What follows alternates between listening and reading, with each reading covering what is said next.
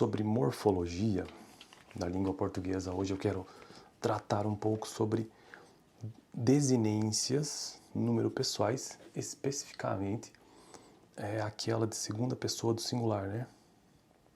Que possui algumas desinências ou então alguns morfemas. Mas antes de tratar disso especificamente, até porque o livro que eu estou utilizando não tem muitas informações, então nem dá para aprofundar muita coisa, né? O livro basicamente traz que o morfema que evidencia essa desinência número pessoal de segunda pessoa do singular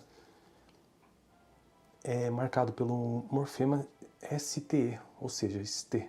Por exemplo, tu formaste, esse ST seria a marcação principal dessa desinência número pessoal. No pretérito perfeito, no caso, né? Ou seja, no tempo pretérito perfeito. Só que existem outros morfemas ou outras desinências para outros tempos também, né? Que eu daí terei que consultar fora desse livro, porque o primeiro livro que a professora adotou de forma bem introdutória para começar a entender sobre morfologia da língua portuguesa na disciplina de morfologia no curso de letras, na faculdade de letras, este livro aqui do Walter Cadill. Então eu indico que você faça isso também. Quiser começar a entender sobre morfologia, ou seja, a estrutura das palavras na língua portuguesa, comece com esse pequeno livro sobre morfemas de português. E o que é, ou do português, né? E o que são morfemas? Basicamente são as menores unidades da língua com significado. Então, prefixos, por exemplo, são morfemas. E eles têm significado porque eles se repetem na língua e sempre com o mesmo significado naquele conjunto de palavras, né? Então, existem muitos morfemas. Por exemplo, radical também é um morfema. Existem palavras como ferro, ferreiro, ferradura, ferramenta, veja, são palavras ou vocábulos da mesma família e que o radical tem um significado em comum. Isso é um morfema.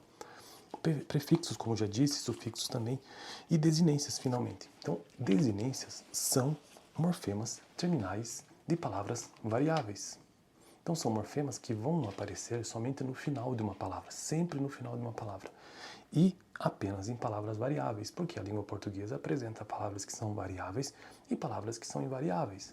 Verbos são palavras variáveis, por exemplo. Por isso que se diz que são desinências verbais. E aí essas desinências, elas podem ser de algumas categorias. Por exemplo, desinências nominais, desinências verbais, desinências de gênero, por exemplo, garoto, garota. Veja, é uma desinência, é um morfema lá no final da palavra, né? Por isso que é uma desinência, porque são morfemas terminais das palavras variáveis. Essa palavra está variando. Garoto, garota. Essa é uma desinência de gênero. Desinência de número, mesa, mesas. Então, evidencia o quê? O número, se é singular ou se é plural. E lembre-se, sempre no final da palavra. E, finalmente, as desinências verbais, que são aquelas aplicadas aos verbos.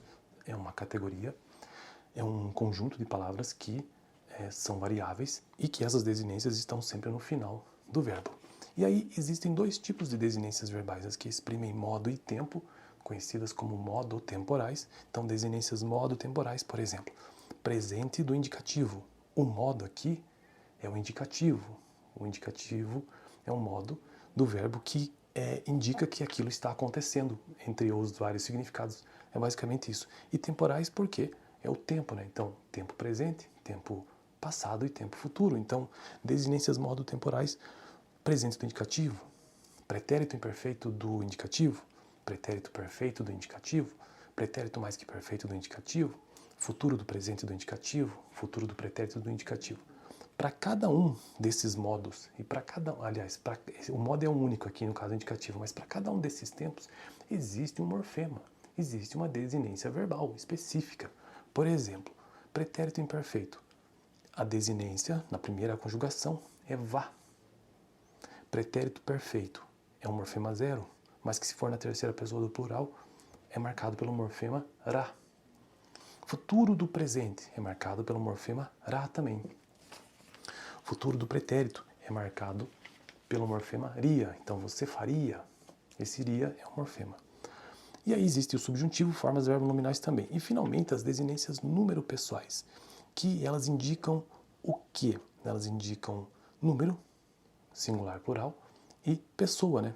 Número pessoais.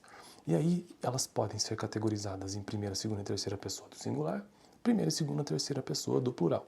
Já tratei sobre a primeira pessoa aqui no canal. E hoje, então, segunda pessoa do singular, que é basicamente marcado pelo morfema S, quando se utiliza o pronome tu.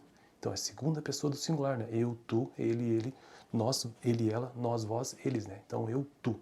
Então, tu falas. Esse S do final não é plural. Ele marca o quê? Ele marca que é uma segunda pessoa, esse verbo é uma segunda pessoa do singular. E isso no morfema principal. Agora, existe variação, né? E a variação seria aquele ST que eu falei no início do vídeo. Então, tu fizeste, no caso, para pretérito perfeito. E para cada um daqueles tempos, presente, pretérito imperfeito, perfeito, mais que perfeito, futuro do presente, futuro do pretérito, existe um morfema relacionado, que eu não vou avançar aqui no vídeo, porque senão ele ficará muito longo.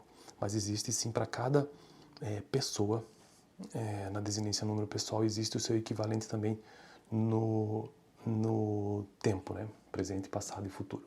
Beleza? Fico por aqui no próximo vídeo, quero tratar sobre a terceira pessoa do singular. Provavelmente é o morfema zero, né? Valeu!